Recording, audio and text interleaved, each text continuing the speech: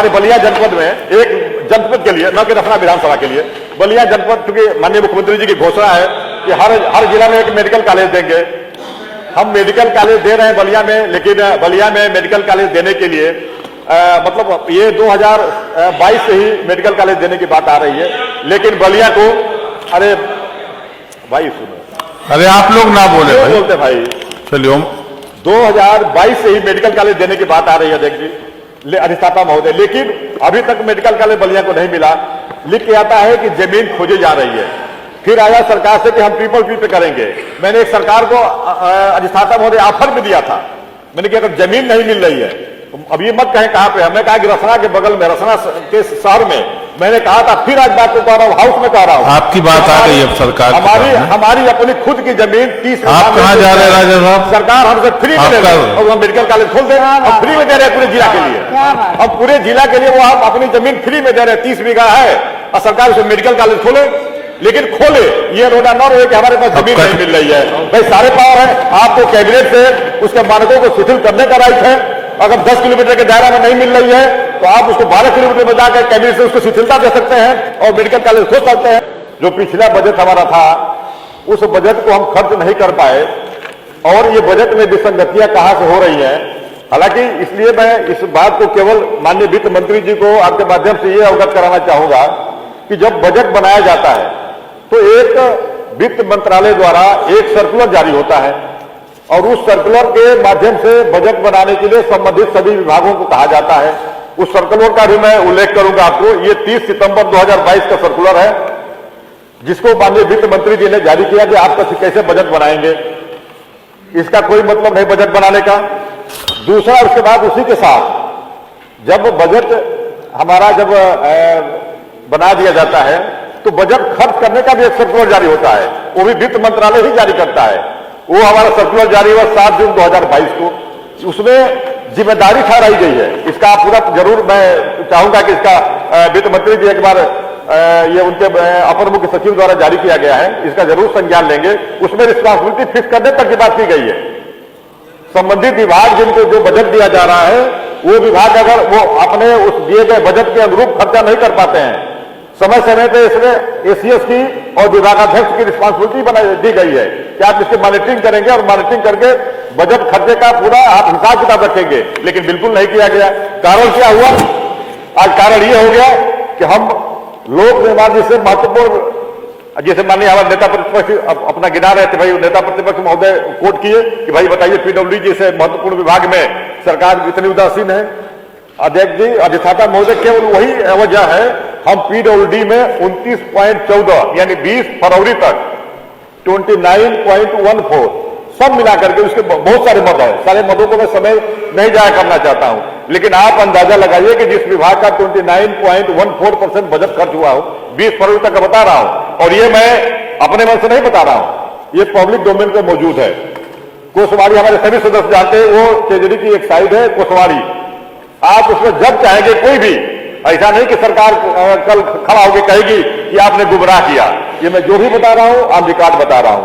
माननीय अधिष्ठाता महोदय, नगर विकास मंत्री जी एक तो पता नहीं क्या सोच करके, क्योंकि 2 महत्वपूर्ण विभाग, एक माननीय मंत्री जी को भी जो नए पहली बार सदस्य हुए हैं, और आप कहेंगे कि नहीं ये क्यों आप आरोप लगा रहे हैं, भाई उनके पास 10 विभाग भी हो सकता है। मैं आरोप इसलिए लगा रहा हूं कि हम पूरे इधर बैठे हैं, इसका मतलब यह नहीं कि हमारी रिस्पांसिबिलिटी समाप्त हो जाती है। जितनी रिस्पांसिबिलिटी आपकी है उतनी रिस्पांसिबिलिटी हमारी भी है। आप नगर विकास में 6.84% खर्चा हुआ है, 6.84, इसलिए कि अपने आप में बहुत बड़ा विभाग है, बहुत सारे इसके काम जनता से सीधा जुड़े हुए हैं, लेकिन अब उसके लिए हमें रोज मॉनिटरिंग करनी पड़ेगी, घंटों घंटों पे बैठक लेनी पड़ेगी। इसकी बहुत सारी इकाइयां हैं, लेकिन उसमें भी यही हाल है। हमारे बड़े भाई हैं जो संसदीय कार्य मंत्री जी, हालांकि अभी जो इन्होंने योजनाओं का जिक्र किया 301 योजना है, मुझे लगता है कि वो अगर जारी कर देंगे तो काफी खर्चा बढ़ जाएगा। जो भी समिति ने जो अप्रूव किया है, मैंने पता किया अभी जारी नहीं हुआ है। हालांकि आज के डेट में 20 तारीख में 21.13% जारी हुआ है। हम खाली जो प्रमुख विभाग है जो सीधे जनता से जुड़े हुए हैं, स्वास्थ्य मंत्री जी काफी प्रयास करते हैं कि स्वास्थ्य देखिए, हम तो चाहते हैं कि स्वास्थ्य एक ऐसी चीज है कि सारा मैंने मैक्सिमम बजट काट करके अगर स्वास्थ्य में खर्चा किया जाए तो भी कम होगा, लेकिन जो बजट हम स्वास्थ्य को खर्च करने के लिए दे रहे हैं वो भी बजट अगर ना खर्च कर पाए तो फिर हमारी उदासीनता कहीं ना कहीं साफ झलकती है। बड़े भाई हमारे पीछे, उनका भी सहभागिता है, वो भी उनके राज्य मंत्री जी हैं। हम इसमें खर्च किए 24.5%, 05। पंचायती राज में भी 24.84। ऊर्जा विभाग इसलिए कि हमें थोड़ी बिजली खरीदनी पड़ रही है, तो बजट के सापेक्ष हमने 42 यानी 42.65% खर्च किए हैं। चिकित्सा शिक्षा में 29.76 और परिवहन में 31.98। ये मैंने छोटा उदाहरण दिया जो प्रमुख विभाग है।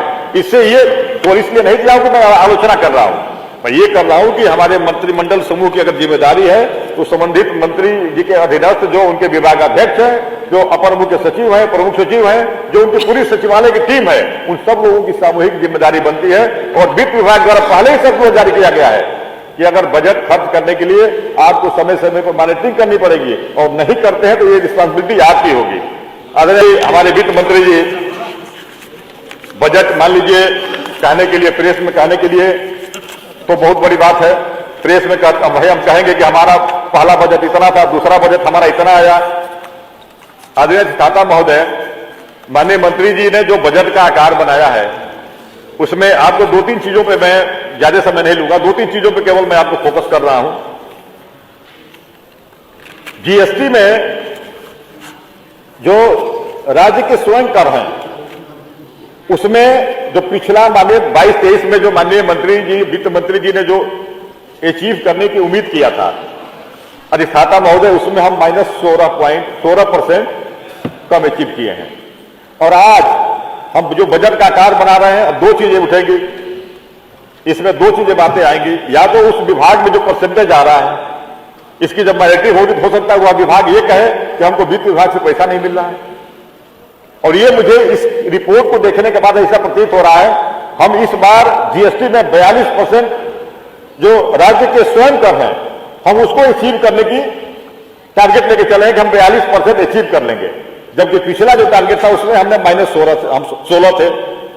इसी तरह से राज्य के स्वयं गैर कर, अधिष्ठाता महोदय आप सुन के आश्चर्यचकित होंगे, इसमें हमने जो अचीव करने का जो हमारा टारगेट था उसमें हम -47% कम अचीव किए हैं। और आज हम उम्मीद कर रहे हैं कि हम 94%, इससे भी अभी 47% तो कम किए हैं, लेकिन इसके बाद भी हम 94% और अधिक हम अचीव कर लेंगे। तो अधिष्ठाता महोदय बजट का आकार तो बढ़ता जाएगा, लेकिन केवल ये कह देने से कि हम इससे ज्यादा 94% में अचीव कर लेंगे तो हमारा बजट, हमारी प्राप्तियां ही हो जाएगी, माननीय अधिष्ठाता महोदय ये गलत होगा।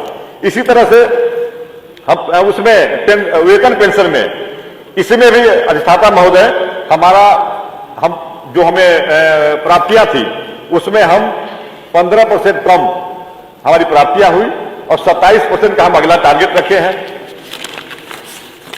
अधिष्ठाता महोदय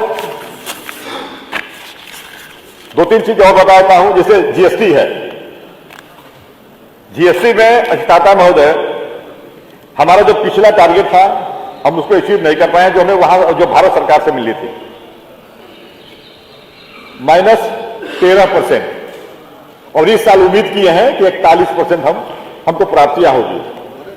इसी तरह एक्साइज में हम 16% कम अचीव कर पाए हैं, और इस बार उम्मीद करनी है कि 40% हम अधिक अचीव करेंगे। और इसी तरह से बिजली टैक्स पर ड्यूटी जो है, ये जो सबसे बड़ा अमाउंट बता रहे हैं, इसमें हम 57% कम अचीव किए हैं, और इस बार क्या उम्मीद किए हैं, इस बार 173% अधिक हम अचीव करने के लिए टारगेट लेके चलना है। क्या करेंगे, छापा मरवाएंगे, गरीबों को जेल भेजवाएंगे, विजिलेंस वालों की दौरी दुकान चलेगी। विजिलेंस वालों ये सोच रहे हैं कि इससे अच्छा तो कोई रोजगार ही नहीं है। हम सीधा आरोप लगा रहे हैं, इसलिए कि गांव में रहने पर यह हमारी अधिष्ठाता महोदय देखने को मिलता है। स्टैंप ड्यूटी में हम 18% कम अचीव किए, इस बार 42 की उम्मीद कर रहे हैं। सेल टैक्स से हम 13% कम अचीव किए, और इस साल हम 42% का टारगेट लेके चल रहे हैं। और अधिष्ठाता महोदय इसी तरह से क्योंकि एक और जो विशेष मतलब चूंकि सरकार का ये है कि जो अन्य प्रदेशों से जो हम तुलना करते हैं कि अन्य प्रदेशों का मतलब क्या मानक है, क्योंकि पूरे देश स्तर पे एक सर्वे किया जाता है। उस सर्वे के आधार पे ये देखा जाता है कि कौन स्टेट किस मद में उसका फोकस है। अध्यक्ष जी, अगर देखा जाए तो पुलिस में जो पुलिस सबसे आवश्यक है अधिष्ठाता महोदय, उसमें हम 2.9% अपना प्रोविजन किए हैं। लेकिन एवरेज अगर देखा जाए तो अन्य स्टेट हमारी जो हम कहते हैं रोज रोज कि हमको पुलिस को अत्याधुनिक बनाना है, हम कहते हैं कि नहीं हमें पुलिस पे मैंने हमको पुलिस को ऐसा सुसज्जित करना है कि इससे कोई माफिया या क्रिमिनल टकरा ना पाए। लेकिन हम इसमें खर्च कितना कर रहे हैं, जहां पूरे स्टेट 5.8% अपना बजट का खर्च करते हैं, हम खर्च कर रहे हैं 2.9%। इसी तरह से अध्यक्ष 1% है। अभी अधिष्ठाता महोदय, अब चूंकि साथी हमारे लोग कह रहे हैं घड़ी बढ़ रही है, तो मैं केवल संकल्प पत्र का जिक्र करके संकल्प पत्र का ही जिक्र करूंगा और संकल्प पत्र के आधार पे ही अपनी बात रखूंगा। इसी के आधार पे माननीय अधिष्ठाता महोदय, आईटी एवं इलेक्ट्रॉनिक विभाग है। सरकार के संकल्प पत्र में था कि हम 2 करोड़ युवाओं को टैबलेट और स्मार्टफोन देने के लिए उन्होंने बजट में प्राविधान भी किया था 1500 करोड़ रुपए का 2022-23 के। अधिष्ठाता महोदय, मैंने इसमें पूरा साल बीत गया, अभी पूरे 1500 करोड़ रुपए के लैपटॉप और टैबलेट खरीदने की अभी टेंडर निविदा भी फाइनल नहीं हो पाई है। अभी आज तक हम बातें कितना है, इसमें टोटल अगर देखा जाए हम आज के डेट में 20,50,000 हम युवाओं को टैबलेट व स्मार्टफोन मैंने दे पाए हैं, 2 करोड़। और अध्यक्ष जी, इस बार अधिष्ठाता महोदय, इस बार 3600 करोड़ रुपए का प्रोविजन है। 1500 करोड़ तो हम पिछली बार रखे, लेकिन उस 1500 करोड़ रुपए का हम यूटिलाइजेशन नहीं कर पाए। आज अगर आप करते तो विपक्ष को कहने का मौका नहीं मिलता। और ये बात हम इसलिए कह रहे हैं कि कल हमारे उत्तर प्रदेश की जनता ये भी कहेगी कि संकल्प पत्र इनका आपको भी पढ़ना चाहिए। हम लोग इनके संकल्प पत्र के आधार पर इनको वोट किए थे, तो आप लोगों को भी समय समय पर इनको याद दिलाना चाहिए। हम लोग जो हमारी जिम्मेदारी है उसके तहत हम आपको याद दिला रहे हैं। इसी तरह से खाद्य एवं रसद विभाग, इसमें अभी हमारे आदरणीय मोना जी ने इस बात का उल्लेख किया एक गृहिणी के नाते। हालांकि जब यहाँ रहती है तो घर से खाना बना के टिफिन में आता है, हम लोगों को भी खिलाती हैं, लेकिन शाम वाला खाना हो सकता बनाती होंगी। तो अच्छा, गृहिणी का अच्छा अनुभव इसलिए मैं कह रहा हूं आपके नहीं जरूर पूछती हैं, जरूर है। आपस में बातचीत ना करें कृपया। इसलिए इन्होंने जो कहा उससे मैं अपने आप को संबोधित करता हूं। 2022-23 में जो संकल्प पत्र में जो घोषणा थी कि हम दिवाली और होली पे एक मुफ्त गैस सिलेंडर देंगे, उस समय मैं कह सकता हूं कि तुरंत काउंटिंग के बाद होली पड़ी थी। उस समय सरकार का बजट नहीं आया था, सरकार बजट अपना मई में लेके आई थी, मैं मान लेता हूं। लेकिन अधिष्ठाता महोदय, उसके बाद दिवाली पड़ी थी, लेकिन दिवाली में नहीं दिया गया और इसके लिए बजट की भी व्यवस्था थी। अधिष्ठाता महोदय, 6,571 करोड़ 13 लाख रुपया इसके लिए बजट में प्रोविजन भी किया गया था। हमारा जो बजट का आकार था कि हम इतना भारी बजट लेके आए हैं, उसमें ये भी 6,500 इसमें एक विषय था, 6,500 भी जुड़ा था, लेकिन हम नहीं दे पाए। मैं आपके माध्यम से आग्रह करूंगा कि अभी होली आने वाली है, कम से कम होली वाला सिलेंडर तो दे दीजिए उस बजट से, उसमें होली वाला दे दीजिए। हालांकि आपने इस बार 2300 अधिष्ठाता महोदय, चीनी मिल के लिए भी चर्चा हुई, हमारे विद्वान मंत्री जी हैं और चूंकि इनके लिए बताऊं, अब मंत्री से मैं कहा एक दिन कि मंत्री जी आप बताइए, जब हमारी सरकार थी तो हमारी सरकार में जब आप कृषि मंत्री थे, जब बहुजन समाज पार्टी की सरकार में वो कृषि मंत्री थे, और मैं बात ऐसा नहीं कर रहा हूं कि मतलब चट्टी चौराहों की बात नहीं कर रहा हूं, नुक्कड़ सभाओं की, वित्त मंत्री रहते हुए 2007 से 12 वाले कार्यकाल में कृषि मंत्री रहते हुए खाद्यान्न उत्पादन में हमारे कृषि विभाग को भारत सरकार के तरफ से पूरे भारतवर्ष में 2 बार लगातार प्रथम पुरस्कार मिला था। हमारे कृषि में रुपया खर्च नहीं हुआ है। अधिष्ठाता महोदय, विशेष तौर से एक चीज और मैं क्योंकि अभी आपका ध्यान आकृष्ट करूंगा, जो हमारे अजय निषाद जी नहीं है, पिछली बार इनको 5 करोड़ रुपए का बजट रखा गया था। अब इनको भी चाहिए कि कम से कम एक विभाग की जिम्मेदारी मिली है तो समय से उस बोर्ड का गठन करा दिए, इस पैसे को यूटिलाइज कर दें। गाइडलाइन न उसका गाइडलाइन बना, न बोर्ड का गठन हुआ। जीरो खर्चा है उसमें, पैसा नहीं जीरो। और आज उस बजट को घटा करके 2 करोड़ रुपया कर दिया गया, 3 करोड़ रुपया कर दिया गया, 2 करोड़, 3 करोड़ कम कर दिया अन्य गया। नेता बसपा और एक और चीज देखो, ये सीधा जनता से सभी सदस्यों के लिए है। जनता की बात कह लीजिए, जल्दी कहिए। ये लोग भी हंटिंग करेंगे। भामाशाह भाव स्थिरता कोष का गठन हुआ था और ये संकल्प पत्र के प्रथम हेडलाइन में था कि हम आलू, टमाटर, प्याज जैसी फसलों का जो मूल्य निर्धारण करने के लिए हम अपने बजट में 1000 रुपया रखेंगे कि अगर बाजार भाव इसका अधिक होगा, बाजार भाव अधिक होगा तो हम अपने फंड से देकर के उसको कंट्रोल करेंगे। अध्यक्ष जी, दुर्भाग्य है पिछले बजट में 100 करोड़ रुपए का अधिष्ठाता महोदय व्यवस्था भी थी, लेकिन आज तक इसका गठन भी नहीं हो पाया है। इसलिए यह इस गंभीरता को मुझे लगता है कि देखना चाहिए। और भारतीय जनता पार्टी का एक और सबसे बड़ी घोषणा थी, हमारे धर्मार्थ विभाग के लोग होंगे, पुरोहित कल्याण बोर्ड। इसमें हुआ था कि बुजुर्गों, संतों, पुजारियों और पुरोहितों के लिए पुरोहित कल्याण बोर्ड गठन किया जाएगा, इनको सम्मान देने के लिए, इनको पुरस्कार देने के लिए। अधिष्ठाता महोदय, आज तक गठन नहीं हुआ है। अधिष्ठाता महोदय, मैं अपनी बात समाप्त कर, कितने कागज रह गए आपके हाथ में? मैं 1 मिनट बस कानून पे आ जाता हूं। रोज हमारे वित्त मंत्री जी, संसदीय कार्य मंत्री जी एनसीआरबी का चर्चा करते हैं। ये जानना जरूरी है, एनसीआरबी की रोज चर्चा होती है। जैसे इधर से सवाल आएगा, एनसीआरबी वाली बुक उठ जाएगी। मैं आपके माध्यम से आग्रह करूंगा माननीय संसदीय कार्य मंत्री जी से, अभी आज उनको वित्त मंत्री जी नहीं कह रहा हूं, माननीय संसदीय कार्य मंत्री कह रहा हूं कि वो 2007 से 2009 से, मतलब 7 से 12 में हमारी सरकार थी, जरा 2009 से या 2011 तक का एनसीआरबी की रिपोर्ट निकाल लेंगे। अधिष्ठाता महोदय, उस समय क्राइम में उत्तर प्रदेश 34वें नंबर पे था, उत्तर प्रदेश 34वें नंबर पे। मैं ये बात ऐसा नहीं कर रहा हूं, विकास के साथ कर रहा हूं। हमसे केवल कम क्राइम एक स्टेट में था, नागालैंड में। बाकी यह सारे लोग हम 34वें नंबर पे थे। तो अंदाजा लगाइए कि क्या एनसीआरबी की रिपोर्ट थी और क्या लाइन ऑर्डर होता है। माननीय खाता रह गई नियुक्तियों की बात, नियुक्तियों पे आ जाते हैं।